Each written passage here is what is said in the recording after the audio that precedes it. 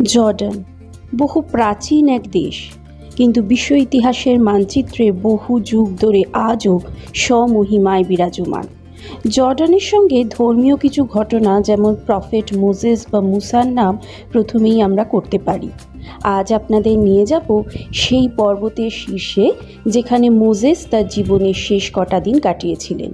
আজকে আপনাদের নিয়ে যাই সেই ইতিহাস বিজড়িত মাউন্ট নেবুতে। তবে তার আগে জর্ডান কিভাবে প্ল্যান করবেন আর আমাদের কলকাতা থেকে জর্ডানের যাত্রা ভিডিওগুলো অলরেডি শেয়ার করা রয়েছে। যদি চান আই বাটন ডেসক্রিপশন বক্সে দিয়ে দেবো, দেখে নিতে পারেন। জর্ডানে পৌঁছেই শুরু হয়ে গেল আমাদের সাইট সিইং। পেট্রা যাওয়ার পথেই পড়বে মাউন্ট নেবু সহ আরও কতগুলো জায়গা। প্রথম ডেস্টিনেশন আমাদের মাউন্ট নিবো। এখান থেকে আমরা এখন যাচ্ছি। আর বললো যে সামারের সময় যখন খুব ক্লিয়ার স্কাই থাকে, আর্লি মর্নিংয়ে ওখান থেকে পুরো প্যালেস্টাইনটা দেখা যায়। তো বললো এখন ডেড সিটা নাকি দেখা যাবে। Very excited. আপনারাও এক্সাইটেড? তো চলুন তাহলে রোলার কোস্টার জার্নি শুরু করা যাক।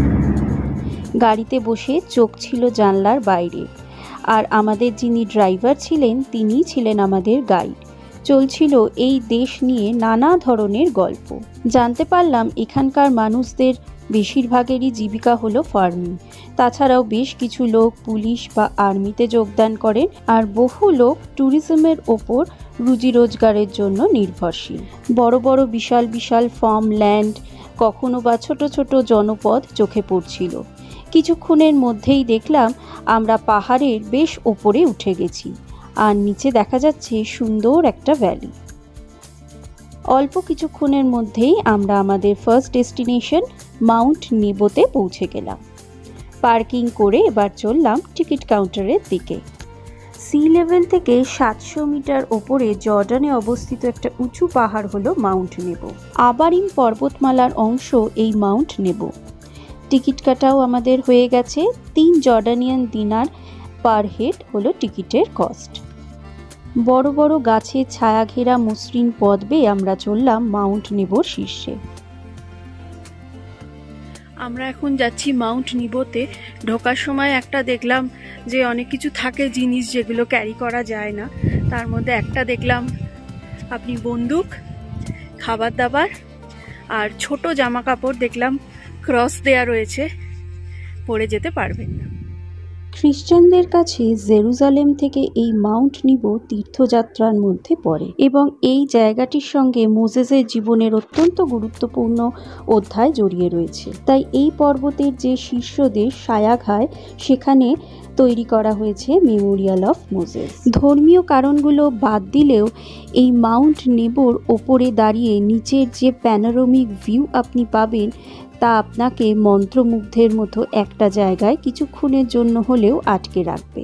পথে পড়ল বিশাল পাথরের তৈরি এই রোলিং স্টোন, লেখা আবুবাদ। বাইজান্টাইন আমলের দুর্গের দরজা হিসেবে ব্যবহার করা হতো। প্রকাণ্ড আকারের পাথরের তৈরি এই দরজা কি সত্যিই অভেদ্য ছিল? পরীক্ষা করে দেখতে দোষ কি? এই পাহাড়ের চূড়োয় আমরা যে মনাস্ট্রি পাই, তা 1933-তে প্রথম আবিষ্কৃত হয়েছিল, এবং 394 খ্রিস্টাব্দে একজন মহিলা তীর্থযাত্রীর বিবরণে এর উল্লেখ আমরা পেয়ে থাকি। 2000 সালের 28 মার্চ পোপ জন পল II জর্ডানে আসেন তার তীর্থ ভ্রমণের জন্য। এই অলিভ গাছটি তিনি রোপণ করেন as a symbol of piece in honour of the people who now live in this lands. Prophet Moses 40 বছর ডেজার্টে ঘুরে বেরিয়েছিলেন প্রমিসড ল্যান্ডের খোঁজে, আর জীবন সায়ান্নে তিনি তার বাকি দিনগুলো কাটিয়েছিলেন এই মাউন্ট নেবোতে। এইবার চলুন নিয়ে যাই সেই ঐতিহাসিক তাৎপর্যপূর্ণ জায়গায়, যেখান থেকে নাকি মোজেস ঈশ্বর প্রতিশ্রুত সেই প্রমিসড ল্যান্ডকে দেখতে পেয়েছিলেন। পর্বতের এই শিখর থেকেই তিনি নাকি প্রমিসড ল্যান্ড কেনান দেশকে দেখতে পেয়েছিলেন। এখানেই বানানো হয়েছে 4th সেঞ্চুরির সেকেন্ড হাফে মেমোরিয়াল চার্চ অফ মোজেস। এই চার্চের ভেতরই সংরক্ষিত রয়েছে প্রাচীন কিছু অসাধারণ দেখতে মোজাইক, যার আনুমানিক সময়কাল 530 এডি। ডায়াকনিকান ব্যাপেস্টারিতে কিছু অ্যান্টিক মোজাইক আমরা দেখলাম, যা সত্যি অবর্ণনীয়। এই ব্যাসিলিকাতে যা মোজেক আমরা দেখলাম, সত্যি এত সুন্দর মোজেক আমরা তো কখনো আগে দেখিনি। এই মোজেকটাকে তো মাস্টারপিস বলা যায়। এখানে আফ্রিকান ফনার খুব সুন্দর একটা চিত্র আমাদের সামনে ফুটে উঠেছে। কেউ করছে শিকার, কেউ করছে পশুপালন। চারদিকের দেওয়ালে আর মেঝেতে রয়েছে বিভিন্ন মোজেকের ছড়াছড়ি। তবে নজর কাটছে এই মাস্টারপিসটাই। এখানে বিভিন্ন African fauna, humped ox, lion, tiger, bear, boars, zebra, ostrich, camel, giraffe আমরা দেখতে পাচ্ছি। এর সাথে রয়েছে কিছু ফুল গাছ আর গাছের মোজেকও। মোজেককে কেন আর্ট বলা হচ্ছে তা এই চার্চে না এলে সত্যি বোঝা দুষ্কর। সহজ কথায় বলতে গেলে মোজেক হলো এমন একটা শিল্প যেখানে বিভিন্ন কালার্ড স্টোন পাশাপাশি বসিয়ে বিভিন্ন শেপ, সাইজের এরকম ডিজাইন তৈরি করা হয়। আর এগুলো দেখে যেন মনে হচ্ছিল কোনো আর্টিস্ট তুলি দিয়ে এঁকেছে। এখান থেকে 6টা সমাধিও নাকি উদ্ধার করা হয়েছিল। ঈশ্বর প্রতিশ্রুত বা প্রমিস ল্যান্ডের খোঁজে মোজেসের সঙ্গে রওনা দিয়েছিলেন তার বোন মিরিয়াম এবং তার ভাই হ্যারন। তাদেরও ছবি আমরা কাঁচের জানলায় দেখতে পাই। ব্যাসিলিকাতে আমরা ছাড়া আর একজন মাত্রই ট্যুরিস্ট ছিল। দেখেই আশা করছি বুঝতে পারছেন পুরো জায়গাটাই ফাঁকা। পেট্রা যাওয়ার পথে অবশ্যই আইটিনারিতে রাখবেন এই মাউন্ট নিবোকে। ধর্মীয় স্থান তো বটেই, এর শৈল্পিক তাৎপর্যও কিন্তু কোনো অংশে কম নয়। এটি একটি উপাসনালয়, তাই জন্য আমাদের উচিত নীরবতা বজায় রাখা। মোজেক আর্টগুলো আপনাদের কীরকম লাগলো অবশ্যই কমেন্ট সেকশানে লিখে জানাবেন। আর ভিডিওটা ভালো লাগলে এখনই দেখতে দেখতে একটা লাইক দিয়ে দিন। আর এখনও যদি সাবস্ক্রাইব না করা থাকে তাহলে সাবস্ক্রাইব করে পাশে থাকার অনুরোধ রইল। এখন আমরা দাঁড়িয়ে রয়েছি ব্রোঞ্জ সার্পেন্ট মনুমেন্টের সামনে। এই ভাস্কর্যের শিল্পকর্তা ছিলেন ইটালির একজন নামকরা শিল্পী পাওলো ফ্যান্টনি। নেহুস্তান বাইবেল অনুযায়ী কথিত রয়েছে যে মোজেস নাকি ইসরায়েলবাসীদের প্রাণ রক্ষার জন্য এই রকম একটি খুঁটির ওপর ব্রোঞ্জ সার্পেন্ট তৈরি করেছিলেন। যিশুকে ক্রুশবিদ্ধ করা এবং মোজেস দ্বারা আমন্ত্রিত ব্রোঞ্জ সর্পের অলৌকিকতার প্রতীক হিসেবে এই স্ট্রাকচারটা বানানো হয়েছিল। 120 বছর বয়সে মোজেস নেবো পর্বতেই কোথাও প্রাণত্যাগ করে, যদিও তার সমাধি এখনও খুঁজে পাওয়া যায়নি। জেরুজালেম দেখা না গেলেও দূরে দেখা যাচ্ছে দেখুন ডেড সি। একটা ব্রেথটেকিং ভিউ পাবেন এই নেবো পর্বতের ওপর থেকে। ভ্যালিটা অসাধারণ সুন্দর লাগছে দেখতে। পার্কিংয়ের দিকে এগোতেই চোখে পড়ল একটা সংগ্রহশালা বা মিউজিয়াম। এখানে খুব সুন্দরভাবে ডিসপ্লে করা রয়েছে প্রাচীন বাইজান্টাইন কিংবা রোমান আমলের বিভিন্ন পুরাতাত্ত্বিক নিদর্শনগুলো, যেগুলো এই অঞ্চল থেকেই উৎখননের ফলে পাওয়া গিয়েছে। পুরো নেবো মাউন্টেনের একটা ওপর থেকে ছবি এখানে টাঙানো আছে দেখলাম। বহু বছর ধরে যে আর্কিওলজিক্যাল এক্সপেডিশনগুলো হয়েছে তার টিম মেম্বারদের ছবিও দেখছিলাম এখানে ডিসপ্লেতে লাগানো রয়েছে। বাইজান্টাইন সময়কার বিভিন্ন ব্যবহার করা দৈনন্দিন জিনিসপত্র এখানে ডিসপ্লেতে রাখা। যদি এই সব ব্যাপারে ইন্টারেস্ট থাকে তাহলে অবশ্যই এই মিউজিয়ামটায় ভিজিট করবেন। রোমান যুগে নিত্য প্রয়োজনীয় কি কি জিনিস ব্যবহার করা হতো তারও কিছু কিছু জিনিস রয়েছে দেখলাম। চোখে পড়ল কিছু গ্রিক ইনস্ক্রিপশনও। আর বিভিন্ন মনেস্ট্রি থেকে পাওয়া মোজেক আর্ট। আর বিভিন্ন জিনিসগুলোর পেছনের ইতিহাস, কখন কোথা থেকে পাওয়া গেছে সমস্ত কিছুই কিন্তু লেখা রয়েছে। ইন্টারেস্টেড যারা তারা কিন্তু পড়ে দেখতে পারেন। আশা করছি মন্দ লাগবে না। আমাদের নিবো মাউন্টেন দেখা শেষ। এখানে যে চার্চের মধ্যে আমরা বা মনাস্ট্রির মধ্যে যে মোজেক আর্টটা দেখলাম সেটা সত্যিই অসাধারণ। এখন ঘড়িতে জর্ডানিয়ান টাইম অনুযায়ী বাজে হচ্ছে 3টে। আমরা আবার যাচ্ছি পার্কিংয়ের দিকে।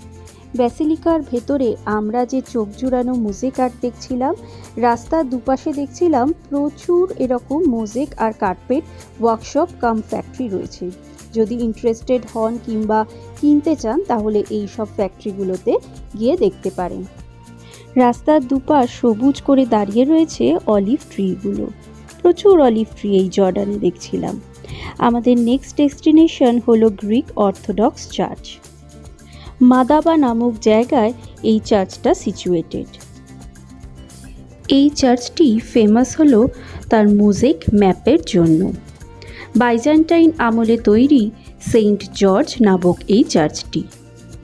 চার্চের বাইরে ভেতরে রেস্টোরেশনের কাজ চলছে। বিশাল বড় মাটির একটা জালা। কি নিখুঁত এই ম্যাপটা, চোখের সামনে না দেখলে বিশ্বাসই করা যাবে না। এই মোজাইক ম্যাপে দেখানো আছে উত্তরে লেবানন থেকে দক্ষিণে নাইল উপত্যকা আর পশ্চিমে মেডিটেরিয়ান সি থেকে পূর্বের মরুভূমি পর্যন্ত। এই মোজাইক ম্যাপটা হলো oldest surviving original cartographic depiction of the Holi land and Jerusalem. এই মোজাইক আর্টটি বানানো হয়েছিল 6th সেঞ্চুরি এডিতে। দেখেই বোঝা যাচ্ছে যে এই মোজাইক ম্যাপ অনেকাংশেই কিন্তু নষ্ট হয়ে গেছে। আসলে এই মোজাইক ম্যাপটা যেহেতু ফ্লোরে করা, তাই বহু বছর ধরে পদচারীদের আনাগোনাতে অনেকাংশেই এর মোজাইকের কাজ নষ্ট হতে চলেছে। এত ইন্ট্রিকেটলি এই মোজাইক ম্যাপটা ডিজাইন করা যে বাইবেলের বিভিন্ন সাইটগুলোর ভেরিফিকেশনের জন্য এর তাৎপর্য কিন্তু অপরিসীম। সেন্ট জর্জ চার্চে দেখলাম অবাক করা মোজাইক ম্যাপ, আর ঠিক চার্চের বাইরেই সুন্দর করে ছবিতে বোঝানো হয়েছে কোন জায়গার নাম কি।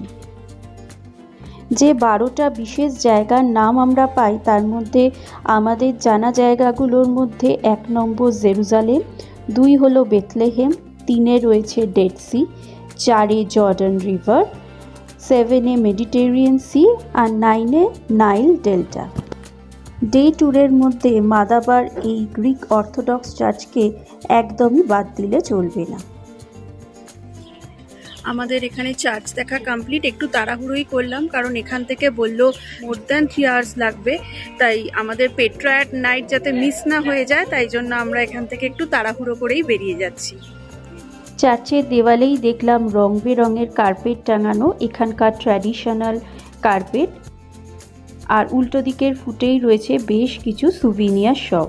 তবে এখন আর এসবের দিকে নজর দেওয়ার টাইম নেই। যা চোখে পড়ল স্কার্ফ 5 জর্ডানিয়ান দিনার আর এই ফ্রিজ ম্যাগনেটগুলো 1 জর্ডানিয়ান দিনারে 2টো। শপিংয়ের লোভ সামলে উঠে পড়লাম ভ্যানে। মাঠের পর মাঠ এখানে অলিভ ট্রিয়ের বাগান চোখে পড়ছিল। অলিভ ট্রিয়ের পাশাপাশি দেখছিলাম প্রচুর টমেটোও চাষ হয় এখানে। ভেড়াগুলো ঘাস খাচ্ছে, বলল এই সময় ভেড়ার মাংসের টেস্ট নাকি দ্বিগুণ হয়ে যায়, কারণ এখন এক ধরনের হাড় বোড়া খায় যার জন্য ওদের মাংস নাকি খুব টেস্টি হয়ে যায়। জর্ডানের রাস্তাঘাট কিন্তু দুর্দান্ত।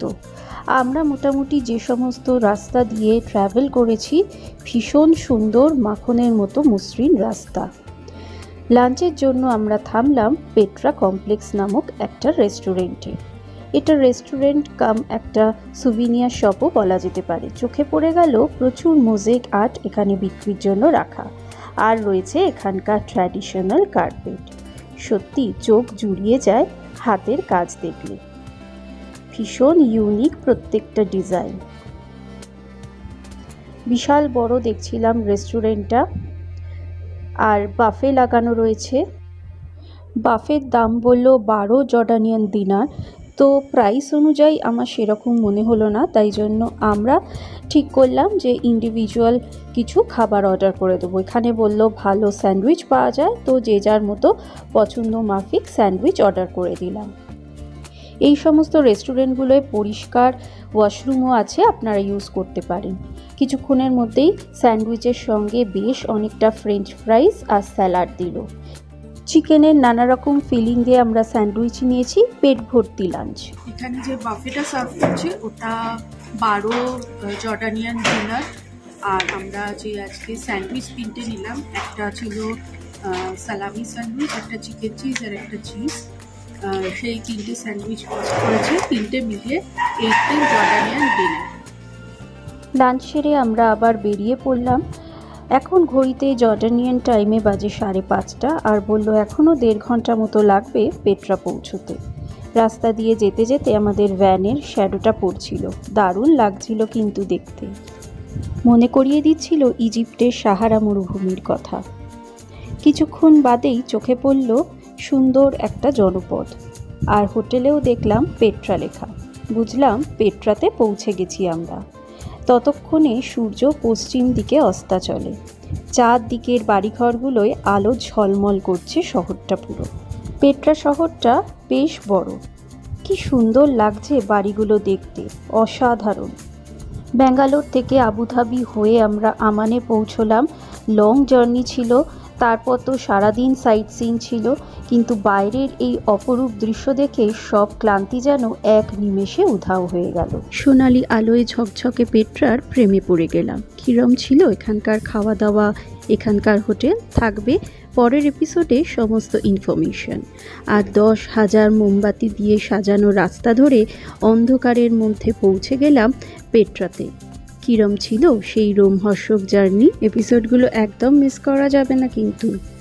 আর ততক্ষণ ভালো থাকবেন, সুস্থ থাকবেন। Travel and eat, we cook, bake and enjoy.